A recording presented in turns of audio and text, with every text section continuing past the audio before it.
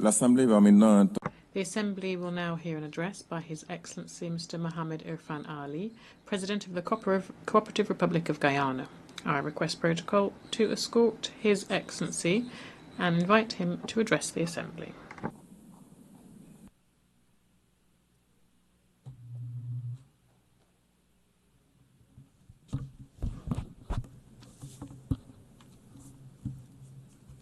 President, Excellencies, distinguished delegates, friends, I extend my heartfelt congratulations to Madam President on her election as President of the 80th session of the United Nations General Assembly.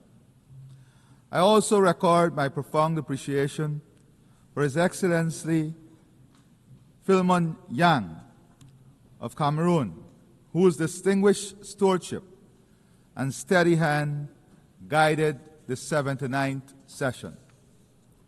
Today, as we mark the 80th anniversary of the entry into force of the United Nations Charter, we find ourselves at a crossroads. This organization, our organization, has delivered. From creating international law, promoting development and human rights, to resolving disputes, providing humanitarian aid, and advancing self-determination and independence. The fact remains, over these 8 decades, we have worked together for the greater good. From 51 member states in 1945 to 193 today, the UN has established itself as the premier organization for multilateralism. In fact, it is difficult to imagine our world without the United Nations. However, as it is with anniversaries, we must reflect honestly and candidly, where are we at 80? Conflicts are raging as geopolitical tensions intensify. Food insecurity is worsening. Displacement is growing. Human rights are being ignored, and climate change is threatening lives and livelihoods. Our sustainable development goals are imperiled by shrinking development and budget support. Spending on peacekeeping budgets is diminishing, and humanitarian costs are soaring. Meanwhile, global military spending in 2024 saw its steepest annual increase since the Cold War. President, the United Nations noble mission to maintain international peace and security will ring hollow if it allows power to triumph over principle and might to override right. In remaining faithful to its charter, the United Nations must ensure that the survival and progress of humanity are not mortgaged to the ambitions of the powerful. The collective will of our membership must be reflected in the institutions and governance structure of the United Nations, including the Security Council. On this note, as we prepare to leave the Security Council at the end of this year, I want to thank our permanent representative and a team from Guyana for their exceptional work at the Security Council and their leadership.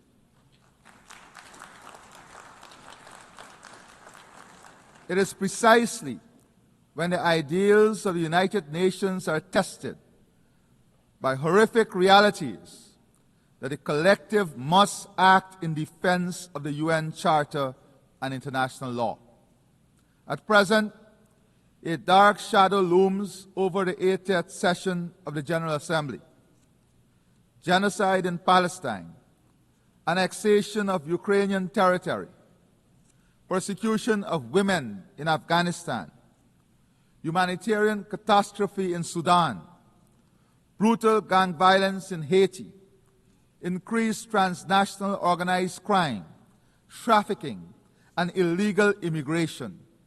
All this as new challenges are emerging: cybercrime, cyberterrorism, and the pandemic of misinformation and disinformation, alongside the abuse of social media. President, whilst we reiterate our condemnation of the attacks by Hamas on Israel on October 7, 2023, and again call for the immediate and unconditional release of all hostages, Israel's actions have long shattered any pretense of legitimate self-defense. What we are witnessing is not warfare, but mass extermination, a systematic slaughter and displacement of Palestinian men, women, and children.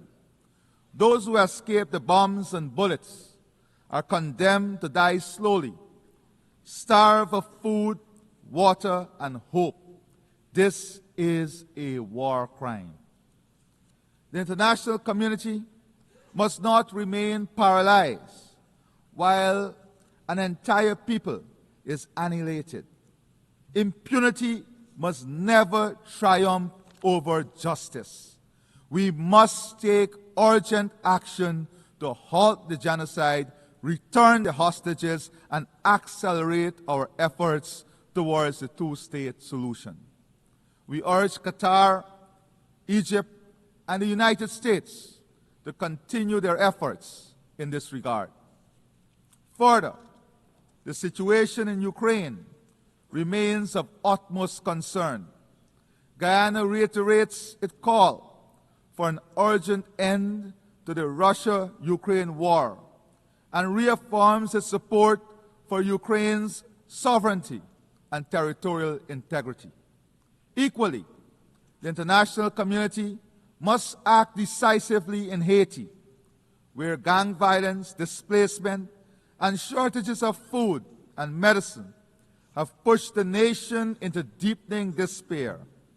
Restoring security is the foremost priority, requiring strict enforcement of the arms embargo and robust support for a UN-authorized mission.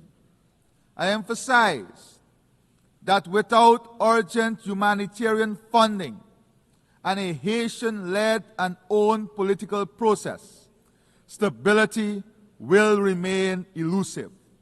We must address the root causes of Haiti's continuing troubles, including its historical debt burdens, which stymies its development, prospects, and upliftment of its people.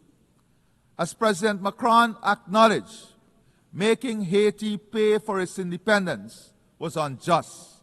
This is a welcome step.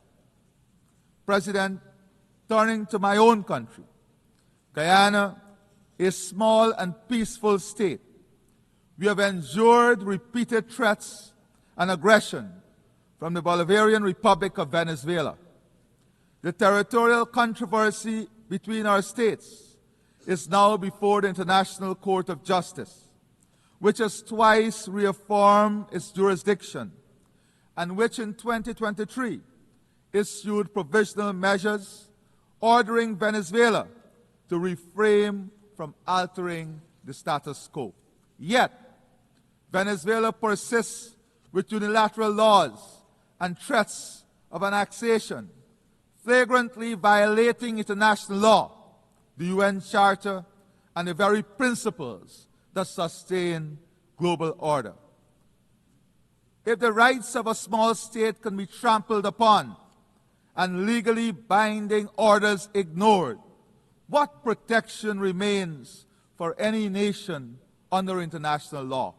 Yet, Guyana continues to repose confidence in international law. For us, the principles of sovereignty, territorial integrity, and non-interference are non-negotiable. We will not cower to coercion, intimidation, or unilateral action. We thank our international partners and allies for their solidarity. President, at Haiti, the time has come for a frank conversation on Cuba, one that would lead to the prosperity of its people, optimizing the full potential Cuba offers to its people and the rest of the world. Central to this dialogue is the lifting of the embargo on Cuba and its removal from the list as a state sponsor of terrorism. Also important to our region is our collective effort against drug trafficking, human trafficking, and illegal migration. We support efforts by the international community to addressing these crimes that are destroying the lives of our people, especially young people. The region must continue to champion efforts to enhance democracy, promote good governance, and respect the will of the people in determining governments of their choice through free and fair elections. President, this year marks the 30th anniversary of the Beijing Declaration and Platform for Action. The Declaration remains a blueprint for achieving gender equality, which, despite transformative strides, remains significantly unrealized in most parts of the world.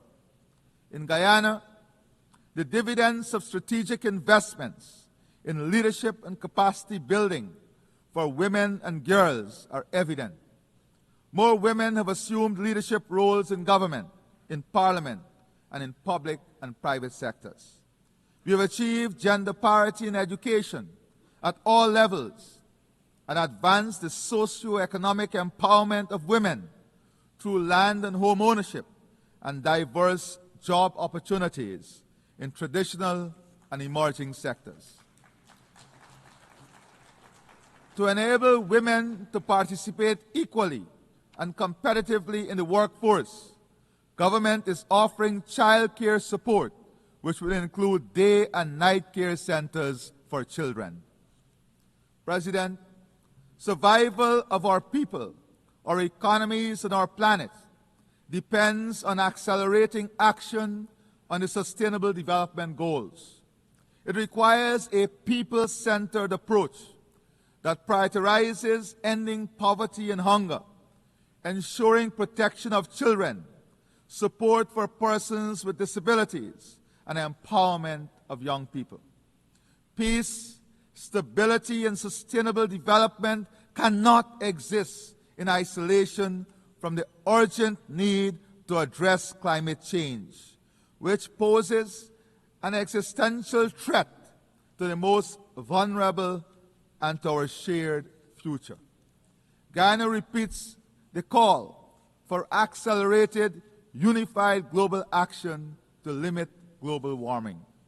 We continue to match our words with actions, protecting our forests, investing in sea and river defenses, improving drainage and irrigation, and restoring mangrove ecosystems to protect our people, our land, our livelihoods, and our planet. Our low-carbon development strategy 2030 demonstrates that economic growth and environmental stewardship can advance hand in hand.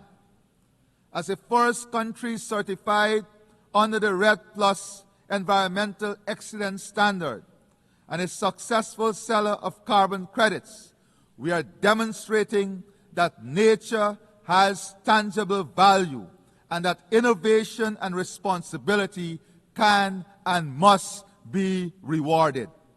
We call on the international community to deliver predictable, accessible climate finance, to support adaptation and resilience, and to embrace nature-based solutions. We once again commend Prime Minister Motley and the Bridgetown Initiative as the path towards sustainable financing for climate action.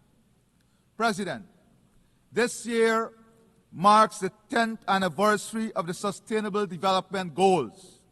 Yet, the slow pace of implementation and regression in many areas sound a stark warning that the promise of 2030 is at risk. Guyana calls for renewed global commitment to financing for development, including fulfilling official development assistance pledges, mobilizing domestic resources, and addressing the crippling debt burdens that hinder progress in many developing nations. Addressing these development challenges requires recognizing that the health of our ecosystems is inseparable from achieving the SDGs. Guyana proudly convened the inaugural Global Biodiversity Alliance Summit in Georgetown in July 2025, uniting over 140 countries, organizations, community groups, indigenous leaders, scientists, and financial institutions. The Georgetown Declaration, endorsed by this broad coalition of stakeholders, sends a clear and urgent message that biodiversity is a global public good and its protection must be woven into national development plans, climate strategies, and financial frameworks. Building on the global pledge to double protected areas by 2025 and achieve the 30 by 30 goal by 2030, the summit underscored the urgent need for innovative financing mechanisms, including biodiversity credit, green bonds, debt for nature swaps to fund nature's protection. Guyana is actively exploring biodiversity credits to create sustainable income streams for forest communities, building on our carbon credit success. We have signed a memorandum of understanding with the Yale Center for Biodiversity and Global Change to co-develop a national biodiversity information system, a digital backbone for data-driven conversation. Guyana is demonstrating that economic development and environmental stewardship can advance together by using natural gas as a bridge away from heavy fuel oil and investing in hydropower, solar, wind, and other renewables. We aim to lower electricity costs for our citizens and businesses while ensuring universal access to affordable, reliable, sustainable, and modern energy. Guyana is pursuing an ambitious energy infrastructure and investment plan. While climate change is an existential threat, the reality is that the world still requires energy, an energy source from petroleum, to power growth and development for which there is growing demand. This is essential for the survival of our economies. AI and digitization are accelerating this demand at an extraordinary pace. As you're aware, Guyana is quickly becoming one of the world's largest energy producers per capita, carefully balancing its green footprint with energy production. We'll use our vast gas reserves through a transformational gas-to-energy project. We'll use this resource, taking advantage of our strategic geographic location, to establish an AI hyperscale data center. Large AI data centers are rarely found in similar-sized territories. As such, implementing a project of this scale is of immense pride for Guyana. This investment will improve the competitiveness of our region, accelerate digitization, build out a fintech ecosystem, modernize the service delivery platform of government, and accelerate private investment, bringing new job opportunities. We recognize the indispensable nature of AI in our collective future. However, While there are immense benefit, there is no clarity on equity, access, and applicability. Regulations, ethical standards, and governance mechanisms are urgently needed. In this regard, we welcome the recent UN General Assembly decision to establish 2 global AI governance mechanisms. President, I now turn to food security. Guyana is actively leading efforts to advance the CARICOM agri-food systems agenda through Vision 2030, aiming to boost food production, end hunger, and ensure food security across the Caribbean region.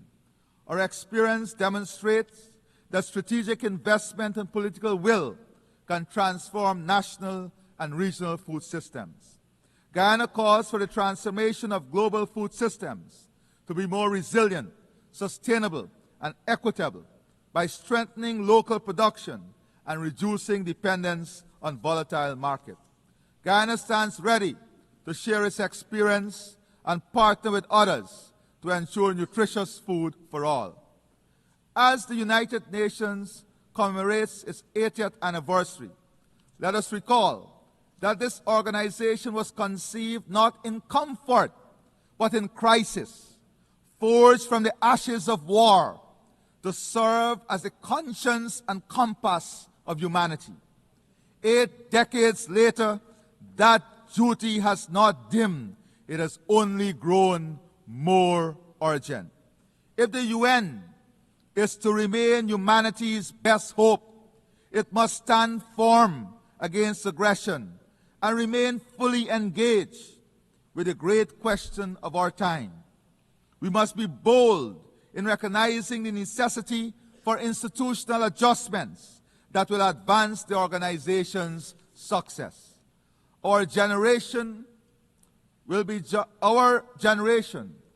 judged not by the eloquence of our declaration, but by the substance of our deeds.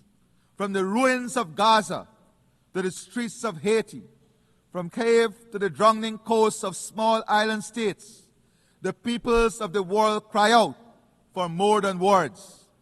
To honor 80 years of promise is to act with courage, to match principle with action, and to bind ourselves once more to the dream of a world united, not by fear or force, but by the shared destiny and enduring hope. I thank you, and may God bless all of our nations and all of our people. Thank you. On behalf of the General Assembly, I wish to thank the President of the Co-operative Republic of Guyana,